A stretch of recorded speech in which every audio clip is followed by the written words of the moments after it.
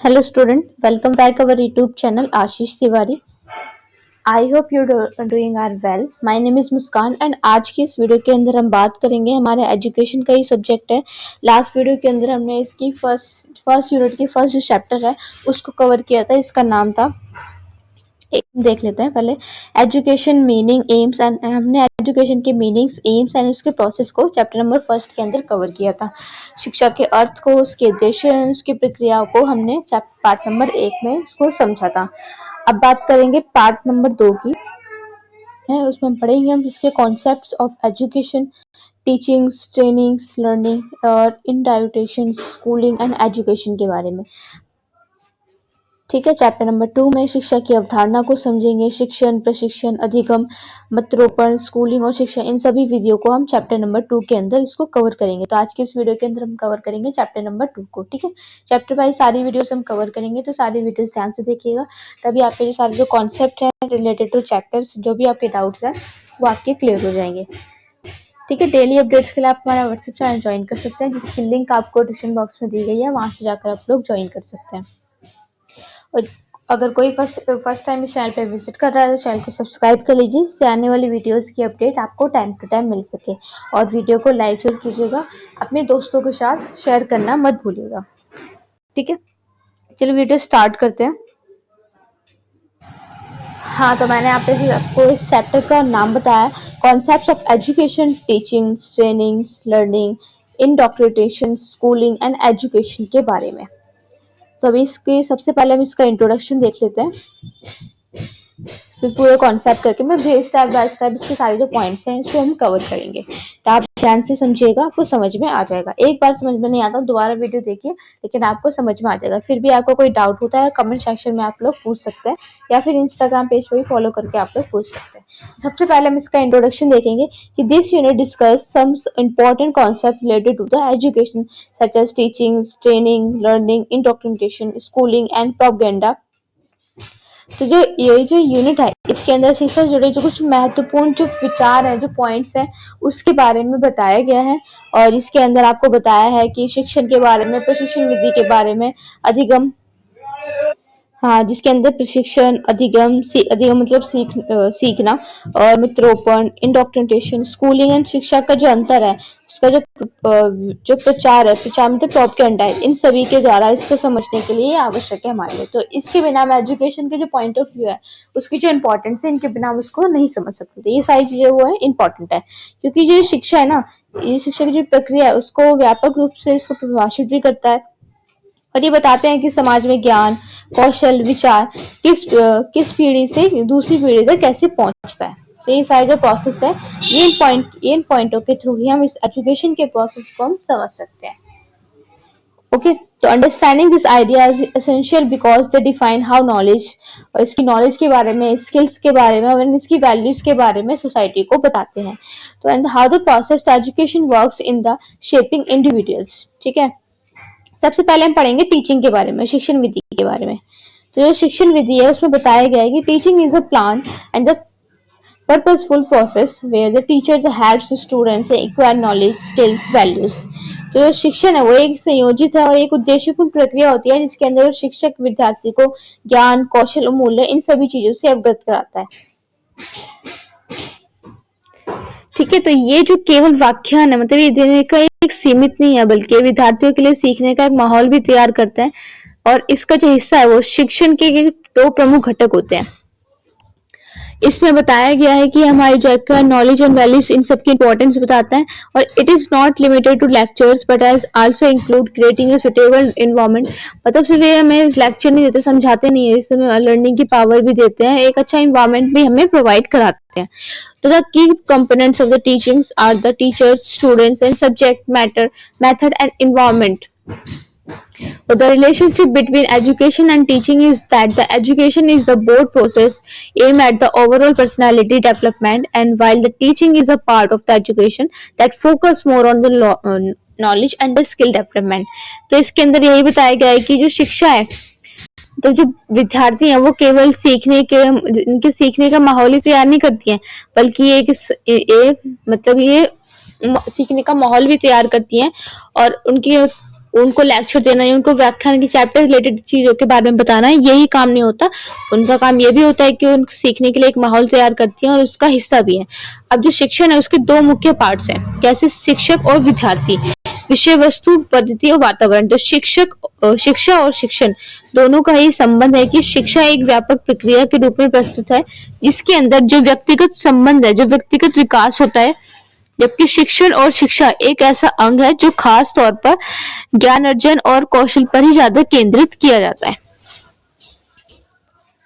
ठीक है, तो शिक्षण में वो चीज आते हैं जो जो आपके टीचर्स होते हैं वो एक अच्छा से इन्वायरमेंट रखते हैं, आपको आपके रिलेटेड डाउट्स के बारे में समझाते हैं, आपको लेक्चर्स के बारे में तो समझाते ही हैं, एक ऐसा इन्वायरमेंट भी रखते हैं जिससे आपको लर्निंग जो आपकी पावर है वो हेल्पफुल होगा, क्योंकि एक अच्छा इन्वायरमेंट होगा तभी आप अपनी स्टडी अच्छे से कर पाओगे। तो शिक्षण विधि के अंदर हमें ये सारी चीजें बताई गई हैं। ठीक है, तो एक शिक्षक और शिक्षण का दोनों का आपस में ही संबंध है हमारी एजुकेशन को समझने के लिए। अब हमारा नेक्स्ट पॉइंट है ट्रेनिंग। हमने शिक्षण पढ़ लिया, बात करते हैं प्रशिक्षण की। तो प्रशिक्षण के बारे में बताया गया है कि training is the mean to develop specific skills needs for the particular task for the profession, unlike education which is the broad and long term training is limited and the practical. तो इसमें बताया कि प्रशिक्षण का जो उद्देश्य है ना वो केवल कौशल विकसित करना नहीं होता, कौशल विकसित करना होता है, और ये जो शिक्षा है ये इससे अलग है क्योंकि जो शिक्षा व्यापक है और ये दीर्घकालिक होती है, जबकि जो प्रशिक्षण सीमित है ये प्रैक्टिकली इसमें चीजें बताई जाती हैं जिसके लिए हम समझ सकते हैं। जैसे किसी को दर्जी का प्रशिक्षण करना है या उसको कंप्यूटर चलाना सिखाना है, तो शिक्षण और प्रशिक्षण दोनों में यही अंतर है कि शिक्षण जो है वो ज्ञान व मूल्य के विकास के ऊपर केंद्रित होता है, जबकि जो प्रशिक्षण है वो किसी खास कार्य या पेशे के लिए दक्षता के ऊपर उसको प्रस्तुत उसको विकसित करता है। तो ये सभी चीजें से उसको नॉलेज के बारे में, स्किल्स के बारे में, वैल्यूज के बारे में बताता है शिक्षण विधि। लेकिन प्रशिक्षण जो है वो किसी एक खास काम के लिए उसके बारे में हमें शिक्षा देती है, प्रैक्टिकली चीजें है वो हमें सिखाती है, लाइक कंप्यूटर चलाना सिखाना। ठीक है, तो ये सारे जो काम है ये प्रशिक्षण विधि के अंदर आते हैं। ओके, तो ये था हमारे ट्रेनिंग की मीनिंग। ट्रेनिंग जो क्या है, ट्रेनिंग का मतलब यही है कि training is the main to development specific skills needs for the particular task और प्रोफेशन। हमारे प्रोफेशन के लिए स्पेसिफिक स्किल्स होती है ना उसके बारे में हमें बताती है, उसको हम प्रशिक्षण ट्रेनिंग बोलते हैं।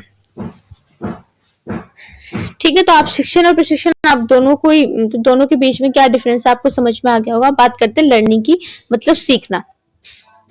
तो learning is the process through which N individuals gains knowledge, skills and attitudes from the experience, practice and the environment।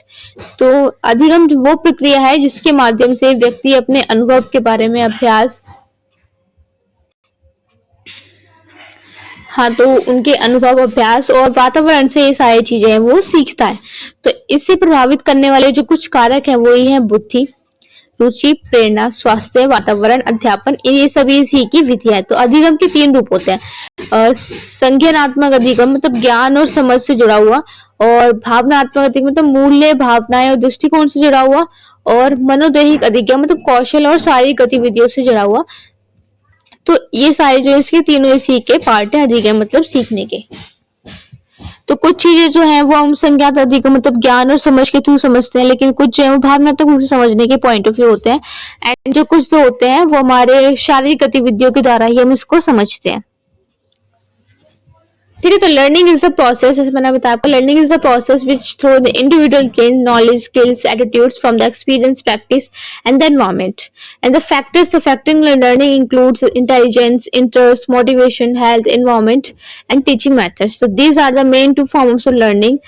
कॉन्सेप्टिव learning के अंदर आप related to knowledge and understanding को आप लोग समझते हैं, एंड इफेक्टिव लर्निंग के अंदर values and attitudes and emotions को आप लोग रीड करते हैं, एंड जो साइकोमोटर जो लर्निंग होती है related to skills and the physical activity के बारे में बता दिया जाता है।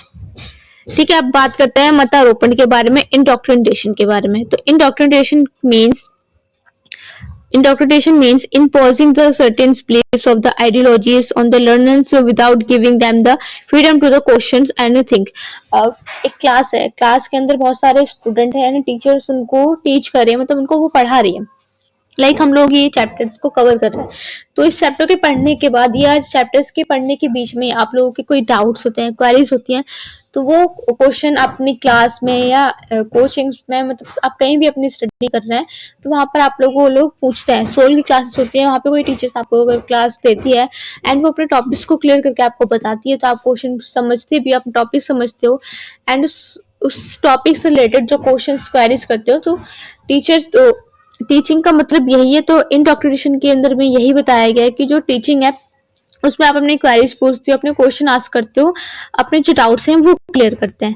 ठीक है, इंडोक्ट्रिनेशन के बारे में क्या बताया कि इंडोक्ट्रिनेशन के अंदर जो ऐसी विचारधारा है, विश्वास है, तो बिना प्रश्न उठाए वो अवसर दिए गए विद्यार्थियों के ऊपर, मतलब अपनी जो चीजें वो उनके ऊपर थोप देती है। उनके पास फ्रीडम नहीं होती कि वो अपने रिलेटेड टॉपिक्स को क्वेश्चन कर सकते हैं, कोई प्रश्न उठा सकते हैं।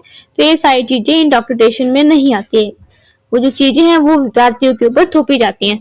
तो इसमें जो क्या स्वतंत्र चिंतन और आलोचना, मतलब आप किसी भी टॉपिक के बारे में कुछ कह नहीं सकते हो, आपको स्वतंत्रता नहीं है कि उसके ऊपर आप सवाल उठा सकते हो। तो without giving the freedom to the questions and the think critically, तो ये it restricts independent thought and promote the blind acceptance. तो ये शिक्षा जो मतारोपण है, इसमें यही अंतर है कि शिक्षा जो प्रश्न करने और तर्क करने की स्वतंत्रता देती है, लेकिन जबकि मतारोपण है वो अंधविश्वास और बिना सोचे समझे स्वीकार करने के लिए हमें प्रोत्साहित करती है कि उसके ऊपर ज्यादा सोच विचार नहीं करना चाहिए, कोई भी क्वेश्चन नहीं करके और ना उस टॉपिक के ऊपर कोई आलोचना देनी चाहिए, तो उसको हमें स्वीकार कर लेना चाहिए। तो इस बात के लिए ही प्रोत्साहित करते हैं। Difference between the education and the indoctrination is that the education encourage the questioning, reasoning, and the critical thinking, so while the indoctrination they discourage them and the forces acceptance of the fixed ideas. Okay, तो हमारा next point है schooling और शिक्षा के बारे में। अब schooling शिक्षा के बारे में बताया गया है कि जो स्कूलिंग का मतलब क्या है। तो स्कूलिंग का मतलब है कि औपचारिक शिक्षण और अधिगम की जो प्रक्रिया होती है उसके अंदर विद्यार्थी और विश्वविद्यालय जैसी संस्थाएं उसमें निर्धारित पाठ्यक्रम और परीक्षा के माध्यम से ये सारी चीजें समझाई जाती हैं। और शिक्षा इससे कहीं व्यापक है क्योंकि ये जीवन के हर क्षेत्र में अनुभव, वातावरण और संस्कृति के माध्यम से ही हमें प्राप्त होती है। तो इसलिए कहा जाता है कि सभी जो स्कूलिंग शिक्षा है, लेकिन जो सभी जो शिक्षा स्कूलिंग, मतलब सभी शिक्षा स्कूलिंग नहीं है, स्कूलिंग शिक्षा है। तो schooling जो refers to the formal process of the teaching, तो learning that take place in the institution, तो like schools के अंदर बताया जाता है, and university through the fixed curriculum होता है, इनका एक examination होता है। तो education is mud border because it include all learning from life experience, देता है हमें environment, देता है एक अच्छा एक culture देता है हमें। thus all the schooling is education but not all education is schooling। ठीक है, तो ये sentence हमारा ठीक है कि स्कूलिंग इज एजुकेशन है, जो सभी जो स्कूलिंग शिक्षा है, मतलब ये सभी चीजें ना ये एक स्कूलिंग शिक्षा है, ना कि शिक्षा स्कूलिंग है। ओके, अब बात करते हैं प्रचार के बारे में, प्रोपेगेंडा के बारे में। तो जो प्रचार का अर्थ है उसमें बताया गया है कि विचार और सूचनाएं या मान्यताओं को योजना तरीकों से इस प्रकार उसको फैलाना कि लोग किसी भी विशेष दृष्टिकोण या विचारधारा के थ्रू उसको मान सकते हैं। The propaganda means spreading information, ideas, beliefs in a planned way to make pupils accept a particular viewpoint or ideology. तो इसके अंदर हमें यही बताया गया कि इसी प्रकार इसको फैलाया जाता है। एंड ये जो राजनीति, विज्ञापन और सामाजिक अभियानों में इसको अधिक देखा भी जाता है। शिक्षा प्रचार के अंदर यही अंतर है कि शिक्षा व्यक्ति को तर्क और स्वतंत्र सोचने की क्षमता देती है, लेकिन जो प्रचार है वो एक तरफा जानकारी देकर व्यक्ति को प्रभावित और नियंत्रित करने का। तो प्रोपेगेंडा के बारे में समझ गए हैं कि जो एजुकेशन है वो आपको एक राइट्स देती है, आप उसके बारे में तर्क कर सकते हो, उसकी आलोचना कर सकते हो, आपके पास पूरी ये स्वतंत्रता होती है। लेकिन जो प्रचार है उसमें आपको एक तरफा ही जानकारी मिलती है, इससे व्यक्ति को प्रभावित भी कर सकती है एंड उसको कंट्रोल भी कर सकती है। ठीक है, इसकी समरी देख लेते हैं कि यूनिट कैलिफ्राइज, मतलब ये हमें समझाती है कि that teaching connect learner with the knowledge and the values, the training development practical skills and learning is the life long process influenced by the many factors. तो इस इकाई के अंदर ये बात स्पष्ट की गई है कि जो शिक्षण है वो विद्यार्थी को ज्ञान वह मूल्यों से जोड़ के रखती है ना। प्रशिक्षण जो है वो विषय मतलब कौशल विकसित, विशेष रूप से कौशल रूप से उसको विकसित करती है। और अधिगम जो है वो संपूर्ण जीवन प्रक्रिया है जो विभिन्न कारकों पर निर्भर करती है। मतारोपण शिक्षा के बिल्कुल विपरीत है, क्योंकि ये विचारों को थोपती है, जबकि जो शिक्षा है ना वो स्वतंत्र सोच को बढ़ावा देती है। स्कूलिंग औपचारिक शिक्षा को हिस्सा है, लेकिन जो शिक्षा का दायरा है उसे कई बड़ा भी है। विचार शिक्षा की तरह नहीं है, इसका उद्देश्य विचारों को नियंत्रित करना है, जबकि शिक्षा का जो उद्देश्य है वो आलोचनात्मक स्वतंत्र चिंतन विकसित करना होता है। The unit clarifies that the teaching connect with the learners and the knowledge, values, training, development, and practical skills. Lifelong learning is a lifelong process influenced by the many factors. The indoctrination is opposite to the education because it enforces beliefs, where education promotes freedom of the thought. And schooling is a part of the formal education, and education is a wider than schooling. And propaganda is not at the same the education, बिल्कुल अलग है इससे, क्योंकि as it aims is to the manipulate ideas, अपने विचार दूसरों पर थोपती है, while the aim of the education is the encourage to critical and independent thinking. तो स्वतंत्र आलोचना एवं चिंतन विकसित के लिए उसके ऊपर ये विकसित करती है। ठीक है, हमारा चैप्टर नंबर 2 है, ये हमारा कवर हो चुका है। किसी का कोई डाउट हो तो आप लोग पूछ सकते हैं कमेंट सेक्शन में, या फिर इंस्टाग्राम पेज पे भी फॉलो करके आप लोग पूछ सकते हैं। इसकी पीडीएफ आपको हमारे टेलीग्राम चैनल पे मिल जाएगी, वहां से जाकर किसी ने अगर चैनल ज्वाइन नहीं किया तो जाकर ज्वाइन कर लीजिए, पीडीएफ आपको वहीं पर अपलोड कर दी जाएगी। ठीक है, मिलते हैं हमारी नेक्स्ट वीडियो में। Thank you for watching. और किसी का कोई डाउट हो तो आप लोग पूछ लीजिएगा, एक बार समझ में नहीं आ रहा है तो दोबारा वीडियो देख लीजिएगा, लेकिन आपको आई होप आप लोगों को जल्दी समझ में आ जाएगा। फिर भी आपको कोई भी डाउट है, क्वेरीज होती हैं तो आप लोग पूछ सकते हैं। मिलते हैं हमारी नेक्स्ट वीडियो में। Thank you for watching.